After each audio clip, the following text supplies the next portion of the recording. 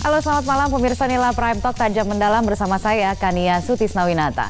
Pemirsa, pemerintah Indonesia menyadari perubahan iklim bisa menimbulkan potensi kerugian pada pertumbuhan PDB. Untuk itu pemerintah menyatakan komitmennya untuk mulai menjalankan prinsip pembangunan berkelanjutan melalui inisiasi LCDI atau Low Carbon Development Indonesia. Seperti apa implementasinya dan seberapa prospektif pengembangannya di Indonesia? Inilah Prime Talk selengkapnya, paradigma baru pembangunan berkelanjutan. Perubahan iklim atau climate change menjadi salah satu tujuan pembangunan global berkelanjutan atau Sustainable Development Goals atau SDGs. Hasil kesepakatan Paris Agreement yang dihasilkan dalam konferensi mengenai iklim di Paris beberapa waktu lalu, the United Nations Framework Convention on Climate Change 12 Desember 2015 menegaskan bahwa perubahan iklim menjadi isu yang kini sangat penting diperhatikan, yang mengupayakan bersama penanggulangan pemanasan global atau global warming dan menurunkan emisi gas rumah kaca. Komitmen Indonesia menangani perubahan iklim adalah menurunkan emisi gas rumah kaca sebesar 29% dengan usaha sendiri dan sebesar 41% dengan dukungan internasional sampai dengan tahun 2030 melalui upaya-upaya mitigasi dan adaptasi. Nah, kondisi itu mengharuskan kita untuk lebih kreatif, untuk memecahkan, menyesuaikan apa yang terjadi di alam. Karena bagaimanapun kita tidak bisa melawan alam. Kementerian Perencanaan Pembangunan Nasional atau Bappenas menginisiasi Perencanaan Pembangunan Rendah Karbon Indonesia atau Low Carbon Development Indonesia atau LCDI dengan pendekatan holistik, integratif, tematik, dan spasial. Pembangunan rendah karbon mendukung iklim investasi hijau, memperkuat integrasi lintas sektor dalam pengambilan keputusan, serta menjadikan Indonesia sebagai leader dalam pembangunan rendah karbon. Indonesia Climate Change Trust Fund itu bertugas untuk membuat percontohan, tapi tetap kondisi tersebut dapat meningkatkan kesejahteraan secara ekonomi dan kemudian ketahanan masyarakat terhadap dampak dari perubahan iklim.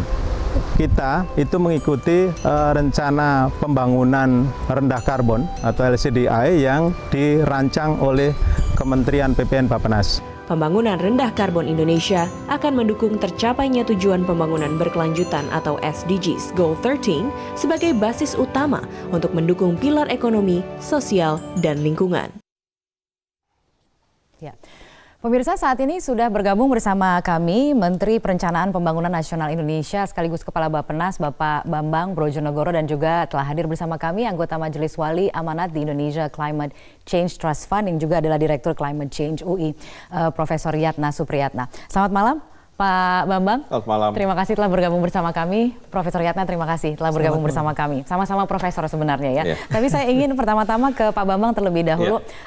LCDI ini dikatakan sebagai platform baru pembangunan ke depan. Seperti apa wujud implementasinya, Pak? Ya, sebenarnya gambaran besarnya itu muncul dari Sustainable Development Goal atau tujuan pembangunan berkelanjutan yang sudah menjadi komitmen global sejak tahun 2015.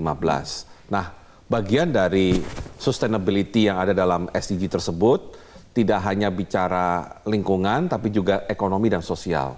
Sehingga ketika kita ingin mencapai goals pada tahun 2030 tersebut diperlukan action. Nah, ide dari low carbon development ini adalah sebagai implementasi untuk kita bisa memenuhi goal pembangunan itu di tahun 2030. Di mana di dalam low carbon ini idenya adalah platform baru di mana kita tidak usah khawatir dengan trade-off antara pembangunan ekonomi di satu pihak dengan upaya untuk mempertahankan kelestarian lingkungan di pihak lain. Karena terus terang diskusi selama ini yang sering terjadi adalah seolah-olah kalau kita hanya fokus pada pelestarian lingkungan itu akan mengorbankan pertumbuhan ekonomi. Dan sebaliknya kalau pertumbuhan ekonominya digenjot terlalu kencang, ini akan merusak lingkungan. Nah, low carbon development ini mencoba mencari keseimbangan antara dua ini. Sehingga kita bicara pembangunan ekonomi tanpa trade-off kepada masalah lingkungannya. Nah, itulah yang menjadi dasar dari platform baru yang disebut sebagai low carbon development. Wujud implementasinya sudah ada, Pak? Mungkin yang bisa disebutkan di sini? Ada 4 strategi utama yang sebenarnya akan didorong dalam low carbon development initiative ini. Yang pertama dan tentunya sudah dilakukan oleh pemerintah adalah mencegah laju deforestasi dan melakukan justru reforestasi. Ya, artinya penanaman kembali hutan dan mencegah laju pengurangan hutan. Ini sudah dilakukan misalnya moratorium sawit ya untuk mencegah laju deforestasi. Kalau untuk penanaman kembali hutan, saya ingat sekali dalam salah satu sidang kabinet Presiden menegaskan bahwa mulai tahun ini 2018 harus ada upaya penanaman kembali hutan secara besar-besaran. Ya, itu yang pertama. Kemudian yang kedua adalah menjaga kualitas lingkungan hidup itu sendiri, baik udara maupun air. Nah, pemerintah misalnya sudah mulai jalan dengan Sungai Citarum. Ya, karena kualitas air itu demikian buruk sebagai akibat dari polusi yang luar biasa, sehingga harus ada upaya penanganan yang lebih serius. Ya, kemudian yang ketiga adalah meningkatkan produktivitas pertanian, sekaligus efisiensi pemanfaatan sumber daya alam. Ya, artinya kita mencegah, kalaupun kita ingin memproduksi hasil pertanian lebih besar, jangan sampai itu kemudian kebutuhan lahannya sampai mengorbankan wilayah hutan misalkan. Jadi kita fokus pada produktivitasnya. Dan keempat yang juga pasti Mbak Kania sudah lihat di mana-mana adalah mendorong energi terbarukan dan efisiensi energi. Ya, itulah 4 strategi yang tentunya sudah mulai dilaksanakan, tetapi kita inginkan 4 strategi itu dijalankan secara optimal sehingga kita tidak lagi harus bicara, orang tidak harus ribut antara yang pro lingkungan dengan pro pertumbuhan ekonomi. Baik, saya ke Prof Yatna dulu kalau begitu untuk mengomentari mengenai penerapan LCDI ini. Jadi apakah ini memang merupakan jawaban begitu atas solusi penanganan perubahan iklim di Indonesia? Jadi memang banyak sekali ya isu-isu lingkungan khususnya dengan perubahan iklim. Dan memang betul Prof Bambang tadi mengatakan bahwa seringkali dikotomi antara ekonomi dan lingkungan itu selalu ditabrakan. Sebenarnya tidak. Kalau kita mulai dengan low carbon development, itu kita jelas mengurangi emisi kita yang memang sehari-hari kita maupun emisi dari perusahaan, emisi dari mana saja kita bisa kurangi. Sehingga sebenarnya tidak harus bentrok seperti tadi.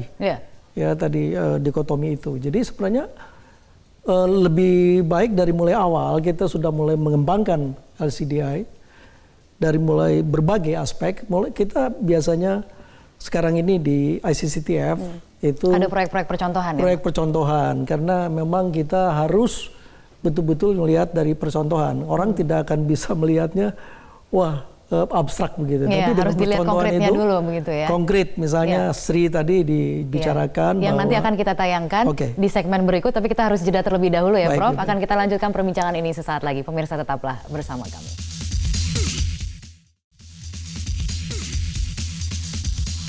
Ya pemirsa, Anda kembali bergabung bersama kami di Prime Talk. Penanaman padi dengan metode SRI atau SRI atau Padi SRI merupakan salah satu implementasi dari proyek pembangunan rendah karbon LCDI yang dilakukan di salah satu lahan pertanian di Kupang, Nusa Tenggara Timur.